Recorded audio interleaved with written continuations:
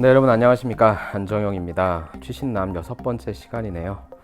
이게 휴대폰으로 부득이 또 할 수밖에 없는 상황이 되었고 지금 시간이 9시 42분이네요. 월요일 9시 42분인데 저번 주에 있었던 1월 21일부터 1월 26일까지 기사들 중에서 여러분들과 함께 또 나눌 수 있는 기사 한번 준비해 봤습니다. 이번 주 기사를 좀 따져보니까 27개 정도가 되거든요. 그래서 한 13개, 14개 이 정도씩 해서 천천히 한번 알아보도록 하겠습니다. 첫 번째 기사는 자동차 산업에 관련된 기사예요. 그래서 전기차 시장 수익성 빨간불이라고 하는 기사인데 한번 보겠습니다. 전기차 시장은 지금 워낙에 자동차 산업이 위험하다, 힘들다라고 하는 얘기가 많이 나와 있고, 그것을 돌파할 수 있는 하나의 솔루션으로 전기차 시장, 친환경차 시장 쪽으로 많이 가고 있죠. 그런데 전반적으로 봤을 때 지금 수익성 빨간불이고, 특히나 테슬라라고 하는 회사가 정규직 7% 감원이라고 하는 약간 좀 비관적인 기사를 보여주거든요. 여러분들이 그래서 워낙에 산업은 부침이 좀 세니까 뭐 이걸 가지고 뭐가 안 좋다라고 단정을 짓기보다는 지금 이러한 상황이다. 그렇다면은 어떻게 하면 또 이 상황을 타개할 수 있을 것인지에 대한 그런 방안을 생각하시면서 보시면 좋을 것 같아요. 자, 머리글을 좀 볼게요. 보조금 줄고 경쟁 격화로 실적 개선 기대감 줄어 주가 하루 새 13% 폭락했고, 머스크는 앞으로도 매우 어려울 것이다. 일본의 도요타와 파나소닉은 내년 중에 전기차 배터리 합작사 설립한다 라고 하는 내용입니다. 초반 기사만 좀 볼게요. 전기차 시장 선두주자인 테슬라가 직원 7%를 감원하는 고강도 구조조정 계획을 밝혔는데, 이메일을 통해서 우리 앞에 놓인 길이 매우 어렵다는 점을 팩트와 수치로 이해해줬으면 한다며 구조조정 계획을 밝혔다. 이러한 와중에 최근 전기차 시장에 당분간 가시밭길을 걸을 것이라는 분석이 담긴 보고서도 출간되면서 전기차 시장에 빨간불이 켜진 게 아니냐는 우려에 불을 지폈다라고 하는 부분인 거고요. 하지만 이들의 수익성은 사실상 제로이거나 마이너스라는 게 이 보고서의 분석 결과다라고 하는 거죠. 시장 수요가 크게 늘지 않는 상황에서 신제품이 우후죽순 출시가 되면 자동차 제조 판매 업체는 판매량을 늘리기 위해서 높은 인센티브를 제공하게 된다. 하지만 이러한 프로모션은 악순환을 가져올 수밖에 없다는 게 이쪽 회사의 분석이다라고 합니다.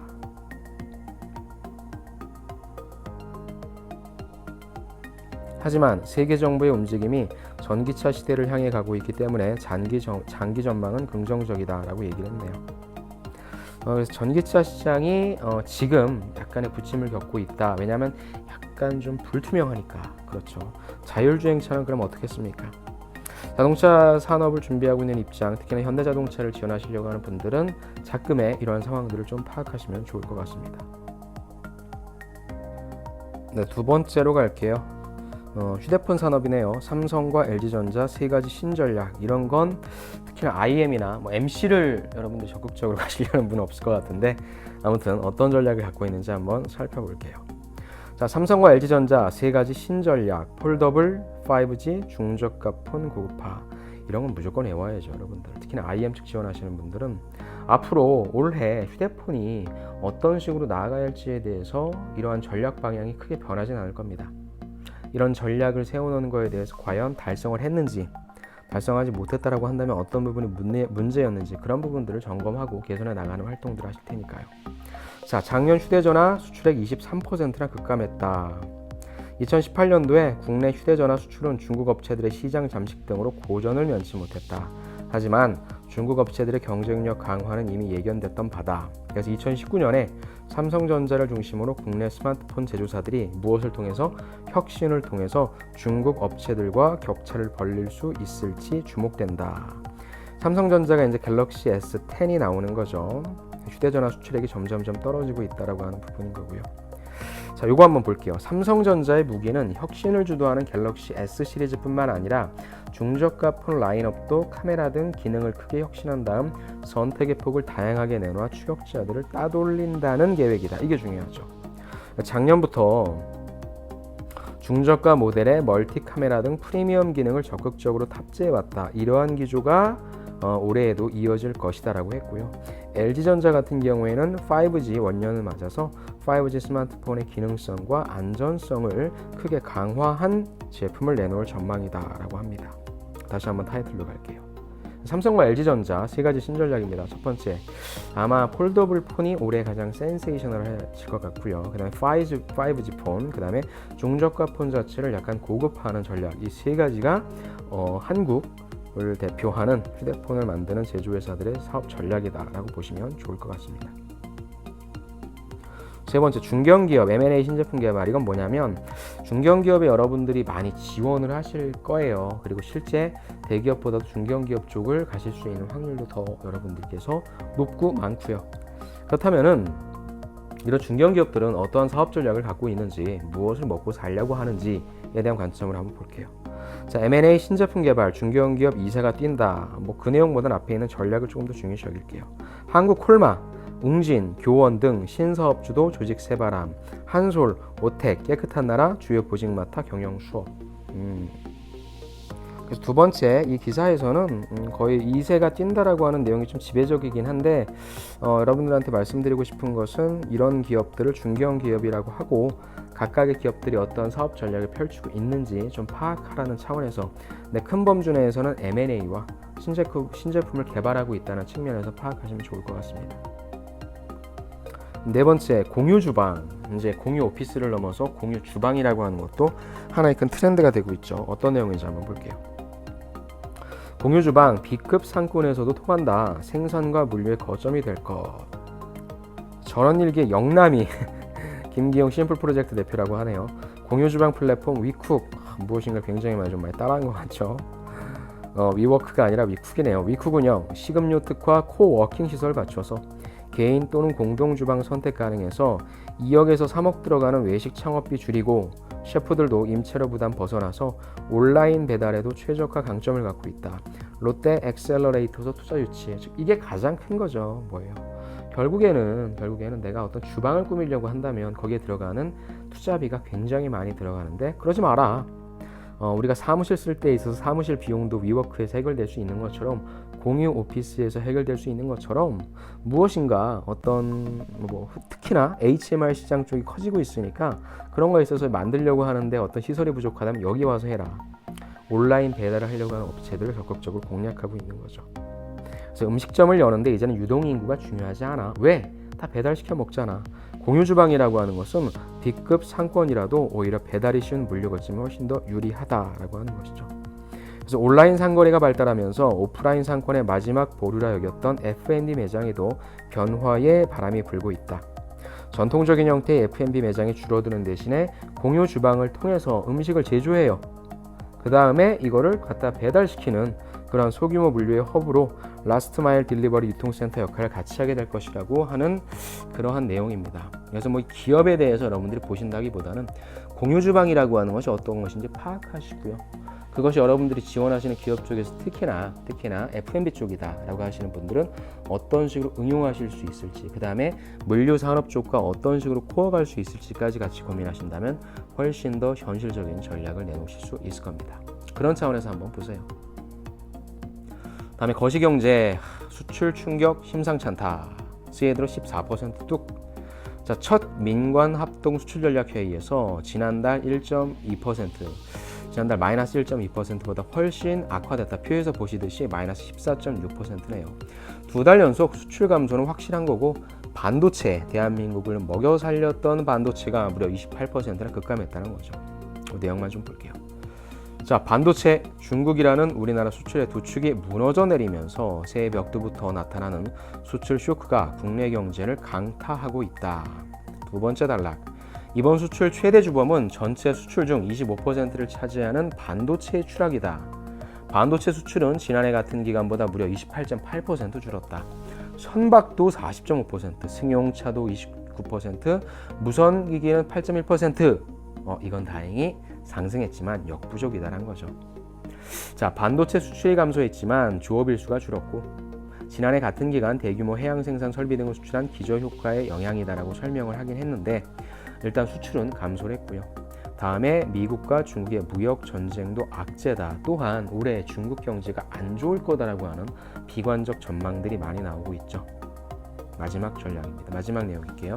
선진국 경기, 세계 무역 성장세 둔화, 반도체 시황, 국제 유가 하락 등이 수출에 부정적인 영향을 미치고 있어 이에 선제적으로 대응하기 위해 합동 총력 수출 지원 체제를 가동한다고 밝혔다. 이게 거시경제죠. 거시경제가 안 좋으면, 특히나 국제경제가 안 좋으면 우리나라는 먹고 살기가 힘들어지는 구조로 갈 수밖에 없습니다.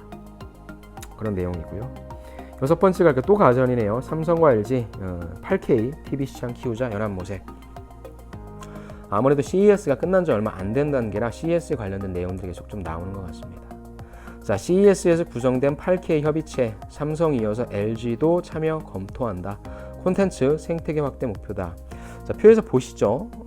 8K TV 판매량 전망에서 보시는 것처럼 2019년도에 33.8만 대밖에 안 되지만 2020년도엔 175만 대, 2021년도에 372.5만 대는 거죠. 8K 어소시에이션 성격은 뭐냐? 8K 생태계 확대 위한 협의체. 목적은 8K 기술을 표준화한다. 그 다음에 플랫폼, 콘텐츠 확대한다. 참여 기업은 삼성, 파나소닉, 하이센스, LG전자까지. 향후 목표는 넷플릭스, 아마존 등 콘텐츠 업체 참여 유도. 8K가 뭔데? UHD 4K의 4배 화질이래요. 4K의 4배 화질이란 건 뭐 여러분들이 TV가 굉장히 실감나는 장면들, 진짜 몰입형의 어떤 TV가 만들어진다라고 하는 결국에 거기에서 무엇인가를 볼 수 있어야 되는 콘텐츠가 되게 중요하잖아요. 그래서 결국에는 넷플릭스나 아마존 등의 콘텐츠 업체 참여가 돼야 돼요. 인프라만 잘 갖춰져 있으면 뭐합니까? 볼 게 없으면 안 되죠. 아무튼 결국에 또 삼성과 LG가 8K TV 시장 키우자라고 하는 건 중국이라든지 이런 데 쫓아오고 있는 걸 기술 격차로 벌리겠다라고 하는 전략도 담겨져 있다고 생각합니다. 다음에 일곱 번째, 가전산업도 20조 스마트홈 시장으로 갈게요. 20조 스마트홈 시장, 인테리어 업계 무한 경쟁 시동이다. 음성으로 조명, 침대 각도를 조절하고 가전과 창호는 외부적 앱으로도 가능하다. 코골이 감지, 방지 기능도. LG 아웃시스 한샘이 혁신을 주도한다. 보세요 여러분들. 예전에 한샘이라고 하는 것은 그냥 주방, 키친, 싱크대 이런 거였어요. 그러다가 점점점 가구 쪽으로 넓히더니 이제 스마트 홈이라고 하는 이런 새로운 시장이 개척되었고 거기에 선두로서의 어떤 역할, 주도적인 역할을 하고 있다는 거죠. 무섭죠. 자, 요즘에 여러분들 환기하시려고 창문 여십니까? 바깥 공기가 좋지 않으니 창문을 닫아주세요라는 알림이 흘러나 문을 닫았다. 뭐예요? 다 IoT 기술이 가구, 건자재 등 인테리어 산업에도 적용되기 시작하면서 주거 공간의 혁신이 곳곳에서 이루어지고 있다는 거죠. 요 단락을 볼게요. 자, 21일 업기아 한국건설산업연구원에 따르면 국내 인테리어 시장은 28조에서 40조 원 이상 규모로 성장할 것으로 추산된다. F&B 다음, 푸드 다음 뭐라고요? 리빙이라고요. 리빙이 이런 쪽으로도 확산된다는 거죠. 이 가운데 IoT 기술과 연계한 인테리어 시장은 아직까지는 태동기지만 향후에는 비약적으로 증가할 것으로 보인다. 그래서 어떠한 제품들이 한샘에서도 뭐 제품이 나왔다라고 하는 부분, 또 LG전자랑 같이 연동 작업도 마무리하고 있다. 또한 LG 하우시스도 역시 마찬가지로 어떤 제품들이 있다라고 하는 내용들을 좀 보시면서 위로 올릴게요. 스마트 홈이라고 하는 기존에 없었던 시장들이 늘 얘기하지만 IT 기술과 접목하면서 새로운 산업을 만들어내고 있고요. 거기에 이제 여러분들이 대응해서 전략을 짜셔야 될 겁니다. 이런 부분에 대한 트렌드 파악하고 계십시오. 다음에 SNS 변신해서 이건 저보다 여러분들이 더 잘 알고 계시겠네요. 인스타에 사진을 누르자 쇼핑몰로라고 하는 SNS의 변신이라고 합니다. 놀이공간, SNS 여러분들이 놀이공간이 될 수 있겠죠. 이걸 쇼핑공간으로 기업 마케팅 전쟁터가 된 SNS 2030 겨냥 명품도 가세한다. SNS가 대변신을 하고 있다. 지인들과 자신의 일상을 공유하던 공간에서 벗어나서 패션 뷰티 기업들이 발벗고 뛰어드는 마케팅 전쟁터가 됐다. 단순한 마케팅을 뛰어넘어서 상품 구매까지 가능한 이커머스 시장으로 그 범위를 확대하고 있다고 합니다. 그래서 뭐 스테일쉐어라고 하는 회사, 그다음에 온라인 쇼핑몰의 인블리라고 하는 회사에 뭐 상무님께서 말씀하신 뭐 사례도 있고요. 이런 내용들을 좀 보시면서 특히나 마케팅 쪽 지원하려고 하는 분들 많으시죠. 그 다음에 실제 면접 때 여러분들이 PT 면접 때 마케팅 전략을 수립해라라고 하는 게 있어서 일반적인 뭐 그런 것뿐만 아니라 이렇게 어떤 시대적인 현상의 흐름을 읽어내고 그걸 연동시켜서 마케팅 전략을 펼치는 것도 저는 하나의 훌륭한 전략이 될 거라 생각합니다. 취업 뉴스 한번 봐볼게요. 에너지 공기업 올해 2,500명 큰 장선다. 한전, 가스공사 등 봄, 가을 채용, 직무 능력과 전공지식 평가, 중동 등 해외 근무 기회도 많아. 무조건 쓰셔야죠. 자, 신의 직장이라 불리는 공기업, 그 중에서도 에너지 공기업 채용문이 활짝 열린다. 한국전력, 한국가스공사, 한국수력원자력, 한수원이죠.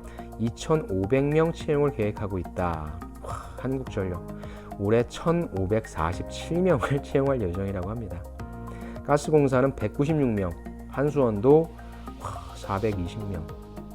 어마어마하네요. 이 밖에 한전 KPS가 235명, 한국전기안전공사 200명이죠. 한국전력의 올해 채용 규모는 코레일 다음으로 많다. 항상 탑 1, 2죠. 오는 2, 3월 중 정확한 채용 인원을 확정한다라고 하는 부분이죠.